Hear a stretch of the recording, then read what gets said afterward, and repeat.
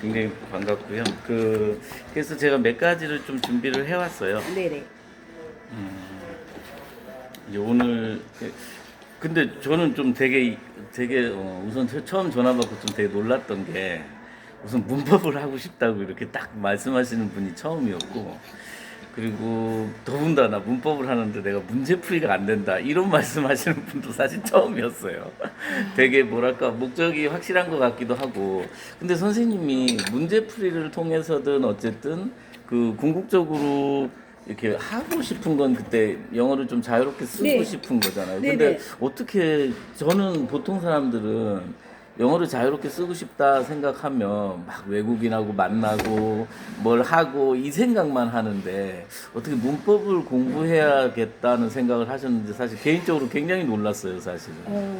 이게 숙제인 거지. 우리가 학교 다닐 때부터 그렇지. 공부를 딱 정확하게 안 그렇지. 해놓고 대충만 하고 맞습니다. 성적이 그렇게 떨어지진 않았으나 그렇죠. 영어 과목이 조금 약했어요. 그렇죠. 예. 그러다 보니까 이게 숙제처럼 늘 따라다니고 이미 50대 중반이 됐는데도 불구하고 이게 숙제로 남아있는 거예요. 그래서는 물론 궁극적인 끝에는 회화를 잘하고 싶은 마음이 있죠. 근데 이거 숙제를 끝내놓고 하고 싶어요. 그리고 이제 가능하다면 하다가 어느 정도 이제 진도가 나가가지고 제가 조금 성취감이 들었을 때는 이제 회화랑 같이 이제 병행해서 해야 되겠다라고 생각을 하고 있습니다. 그리고 저는 솔직히 개인적으로 우리가 뭐 문법이 교육이 잘못된 것도 아니고 뭐 다 잘못된 건 없어요. 하지만 기본적으로 자기들이 단어라도 확실하게 외워봤다든지, 그리고 안 되면 독해라도, 그러니까 문법을 몰라도 독해라도 제대로 많은 시간을 투자했는지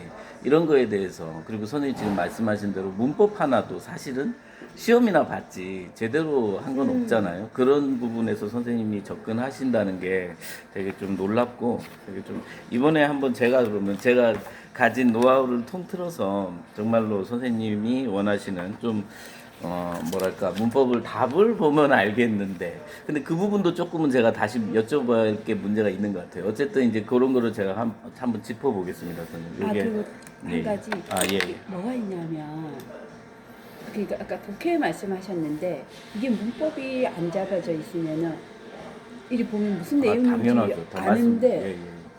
그게 정 영작으로 안 넘어가요. 네. 문법을 알고 독해를 해야 그게 그쵸. 나중에 영작으로 네네. 넘어가는데. 그러니까 간단한 건 하지. 그 주어와 이 동사가 어떻게 나오는지 아는데 조금만 길어져 버리면 무슨 말인 줄 알아요. 단어들이 중학교 뭐 1, 2학년 거는 사실 단어밥이 막 그렇게 어렵지는 않을 거니까 대충은 알겠는데 명확하게 해석도 안 돼, 그러니까 글로 정확하게 매끄러운 문장 해석도 안 되는, 이거는 문법이 안 돼서 안 된다고 제가 생각을 하거든요. 맞습니다. 예, 그렇게 무슨 영어 책을 이제 그런 제가 관심이 있다 보니까 뭐 어린 왕자라든가 뭐 우린 고전 그런 명작들을 영어 책으로 나온 게 뭐 서점에 알라딘 서점 같은 데가 많이 있어요. 뭐 그런 걸 사요. 실제로 또 시작은 하나 단어 같은 경우는 알겠는데 이게 뭐라지 진전이 없다고 해야 되나? 그렇죠. 이거는 문법이 안 돼서 이런구나라고 제 생각은 그래서 그거를 완전 마스터를 하자. 시간을 정해놓고. 한번 제가 어느 정도 문법 사항에 대해서 좀 여쭤보고, 네. 제가 또 방향을 좀, 오늘 시간은 어떠세요? 저는 한 1시간 정도 예상하고 왔거든요. 괜찮습니까? 네. 예. 그러고 나서 우리 좀 또 구체적인 얘기를 할게요. 우선 첫 번째, 이제 지금 법이라고 했을 때 뭐 가정법 얘기를 한 것 같아요. 지금 as I am not a bird라는 거는 이제 해석이 내가 새가 아니잖아요. as는 뭐뭐 때문에란 뜻이 있고, I can not fly to you, 너한테 날아갈 수 없다 이런 얘기인데, 요걸 이제 가정법을 바꾸기 전에, 자 지금 제가 여쭤볼게요. as가 문장에서 하고 있는 역할이 뭐죠 지금? 우리가 이런 거 문법적인 개념이 좀 들어가긴 해야 되거든요. 즉 선생님 한번 보세요. I am not a bird라는 거는 몇 형식으로 보이죠? 만약에 as를 지웠을 때 I am not a bird 그러면 이형식. 그렇죠. 그럼 두 번째 I cannot fly to you는 몇 형식으로 보이죠? I cannot. I cannot fly to you는 몇 형식으로 보이시죠? 삼형식? 사형식이 아닌 것 같은데. 우선 그러면 이제 그런 게 삼형식에 대한 개념이 혹시 어떻게 알고 계시죠? 삼형식 우리 제일 주어 대표적인 목적, 주어 주어. 동사 목적어. 그렇죠. 그럼 예문으로 한번 들어보시면 삼형식 삼형식 동사가 그렇죠. 우리 뭐가 제일 있지? 많이 쓰는 I 거죠. like 뭐 햄버거? 그렇죠. I like you 해도 네. 되고, 네, 네. I love you 예, 해도 예. 되고, I begin to swim 해도 되고, 저는 네. 그렇죠. 그런데 지금 나는 날 수 있다 해놓고, 선생님 저번에 전화 통화에서 아셨던 부분인데, 이 to you 할 때, to의 역할이 뭐죠? 동사를 잠깐만. 다시 한번 네. 볼게요. 선생님 이때. 이거 전치사로. 그렇죠. 네. 그러면 전치사. 선생님 저번에 전화 통화에서도 전치사는 뺍니다 이 생각을 하시고 계시더라고요. 전치사는 안 들어갑니다. 뭐 문장 구성 성분할 때. 네네, 자, 그럼 문장- 엄격히 한번 따져보죠. 이제 to you를 빼고 그럼 몇 형식이죠? 주어고 일형식. 그렇죠. 이제 조동사 나오고 그렇죠. 네. 일형식 나왔어요. 그러면 네. 어쨌든 지금 문장이 두 개라는 거죠. 그 두 개의 문장을 as가 하는 역할을 우리가 이름하여 그게 뭐죠? 접속사고 이 접속사가 붙은 순간 이제 이 전체 문장은 as부터 you까지가 되겠죠. 선생님 여기서 질문 하나만 더 할게요. 이게 복문이라고 하는 거고 뭐 이런 개념은 편의상 말씀드리는 거고요. 자, 첫 번째 지금 이렇게 그러니까 우리가 영어에서 제일 기초적인 단위가 단어지 않습니까? 그리고 나서 혹시 구라는 얘기 들으셨죠? 그러면 구의 하나의 예를 들어보시면 뭐가 있을까요? 구요? Tree and flower? 그렇죠. 어쨌든 말덩어리죠. 네. 뭐 주어 동사 개념이 없는. 네. 그러면서 지금 원래 문장이 I am not a bird 하나, 또 문장 I cannot fly to you 하나였는데 as라는 접속사로 문장을 복문을 만드는 순간 탄생하는 개념이 우리 절이라는 개념이 돼요. 그래가지고 이 절이라는 게 지금 이렇게 하나 그러니까 예를 들어 문장은 여기서부터 여기까지인데 요거 하나를 요걸 절 그리고 요 접속사가 붙어 있는 절을 우리가 흔히 종속절 이렇게 얘기하고 뒤에 주절인데 저는 잠깐만 여기서 하나 더 질문할게요. 저는 항상 질문을 혹시 실례되지 않았으면 좋겠습니다. 예. 지금 as I am not a bird라는 걸 제가 접속사가 이끌어주는 절을 종속절이라고 했고 그 종속의 개념은 뭐냐면 그럼 뒤에 게 주절이니까 별로 중요하지 않다는 거예요. 근데 그 종속절은 종류가 형용사절일 수도 있고 부사절일 수도 있고 명사절일 수도 있어요. 그게 이름이 왜 생겼냐면 종속절의 쓰임에 따라서 우리가 생긴 거예요. 선생님 한번 제가 여쭤볼게요. I cannot fly to you가 주절이고 as부터 bird까지는 종속절이에요. 근데 종속절이라고 이름 짓는 게 아니라 그 쓰임에 따라서 우리가 부사절, 명사절, 형용사절 하늘 수 있는데 자 제가 그러면 답을 먼저 알려드릴게요. 선생님 참고로 as I am not a bird는 부사절입니다. 그러면 선생님이 혹시 왜 부사절이다라고 설명하실 수 있을까요? 문장 전체를 꾸며줘서. 뭐 그것도 그러면 제가 그럼 질문을 다시 드릴게요. 선생님 지금 하신 말씀에 문장 전체를 꾸며줬다는 건 부사의 성격 중에 이렇게 있는데 문장 전체를 꾸며주는 게 부사라서 이렇게 말씀하신 것 같아요. 선생님 그러면 제가 질문을 부사라는 품사가 있죠. 그럼 부사라는 품사의 역할이 뭐죠? 우선 문장 전체를 꾸며주는 역할이 있어요. 근데 더 중요한 제일 대표적인 게 뭐가 있죠? 부사가? 동사를 꾸며주는 게 예. 기본적으로 부사고요. 같은 부사도 꾸며주고 그리고 부사끼리도 꾸며줘요. 부사는 really fast 이런 식으로. 자, 근데 제가 여기서 부사절이라고 할 때 좀 원했던 답은 이런 것 같아요. 부사는 기본적으로 문장의 구성성분에 들어갑니까? 안 들어갑니까? 우리 왜 흔히 문장에 팔품사? 아니 팔품사가 아니라 팔품사에는 부사가 있죠. 다만 문장의 구성성분 1, 2, 3, 4, 5 형식 그 형식에 부사라는 품사가 들어가는 형식이 있나요? 없어요. 없죠. 네. 부사는 우리 왜 주식, 부식 그러잖아요. 부사는 있어도 그만, 없어도 그만이 부수적이란 얘기예요. 제가 여기서 선생님 아까 문장 전체를 꾸며줬습니다. 뭐 이 내용도 좋지만 주절의 입장에서 as부터 어때요? bird까지 지워도 주절이 하나도 닫히는 게 없어요. 그래도 있어도 그만, 없어도 그만. 그래서 부사절입니다라는 말씀을 하셨으면 좋았을 것 같고요. 자, 그 다음에 요거를 if절로 바꾸고 하는 거는 나중에 한번 얘기를 드릴게요. 그 다음에 또 잠깐만요. 제가 잠시만요, 선생님. 선생님 이거 드시죠. 제가 차 한 잔 못하게 지금 말을 너무 다다다다 하고 있는 거 아닌가 하는데 커피도 드시고 음료도 드시고. 그래도 어쨌든 저는 처음에 도서관 관장님을 이렇게 뵙는다는 게 너무 영광이고 제가 이제 그 선생님들을 많이 사실은 이 어른 이제 성인 수업을 하고 싶다는 생각을 하고 그 막 이게 교사로 정년퇴직하신 분도 계시고 막 여러 가지 되게 많더라고요. 그래서 정말 좀 너무 이렇게 저는 막 너무 신선한 것 같아요. 그래서 오늘 선생님 만난 게 정말 제가 기쁩니다. 선생님 두 번째 관계사에 대해서 얘기 나오는 게 아까 지금 그 가정법은 전반적인 화법이라는 구조고 그러니까 저는 이런 것 같아요. 사실은 저한테는 문법이 다 똑같아요. 왜냐면요. 자, 제가 선생님한테 아까 부사절을 설명드렸잖아요. 근데 아까 부사절 설명하면서 제가 부사라는 품사를 말씀드렸고요. 그리고 그 과정에서 단어라는 기본 구조, 그러니까 문장의 가장 기본 구조인 단어, 구절, 문장에 대해서 언급을 분명히 할 수 있지 않습니까? 그러면 아까 그 as로 시작된 그 접속사로 붙어진 복문이라는 구조에서 우리가 쉽게 말하면 접속사 생략, 주어 생략 해가지고 분사 구문이라고 들어보셨을 거예요, 아마. 그 구문도 거기에 해당하는 문법이고요.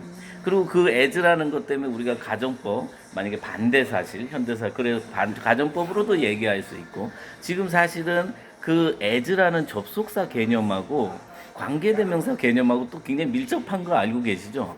선생님, 접속사라는 이름이 있고 분명히 관계대명사라는 이름이 있어요. 근데 그 둘의 역할이 비슷하죠. 혹시 어떻게 알고 계시죠? 어떻게 비슷하죠? 제가 한번 말씀을 생각하는 해보시죠. 접속사는 앞뒤 문장을 연결해 주는 거. 그렇죠. 그리고 그럼 관계대명사. 관계대명사는 앞에의 선행사를 설명해 주는. 잘하셨어요. 그래서 지금 그 설명 너무 좋죠. 왜냐하면 그럼 제가 이렇게 말씀드릴게요. 우리 관계대명사 대표적인 예문을 그냥 한번 제가 말로만 할게요. I have a friend who is very kind 이걸 겁니다. 그러면 지금 선생님 너무 잘하셨어요. 자, I have a friend who is very kind 할 때 who라는 게 분명히 문장을 붙여줬고 그 역할 중에 하나가 선생님 지금 선행사를 꾸며준다 이렇게 말씀하셨어요. 그래서 관계대명사를 왓절만 빼놓고 관계대명사를 보통 형용사절이라고도 말할 수 있어요. 왜 그런 것 같아? 그러면 이제 선생님 대답을 하실 것 같은데, 자, 제가 이렇게 질문을 다시 드릴게요. 선생님, 관계대명사절은요 종속절 맞죠? 접사가 붙어서 했으니까 종속절이에요. 그럼 종속절의 종류는 부사절, 형용사절, 명사절이 있는데 그 중에 관계대명사절은 형용사절입니다. 이렇게 제가 그러면 이제 설명을 드리면 선생님이 왜 형용사절인 것 같아요? 제가 질문을 드리면 선생님 어떻게 대답하시겠어요? 지금 하신 대답이 정답입니다. 한번 해보세요. 아까 그 다시.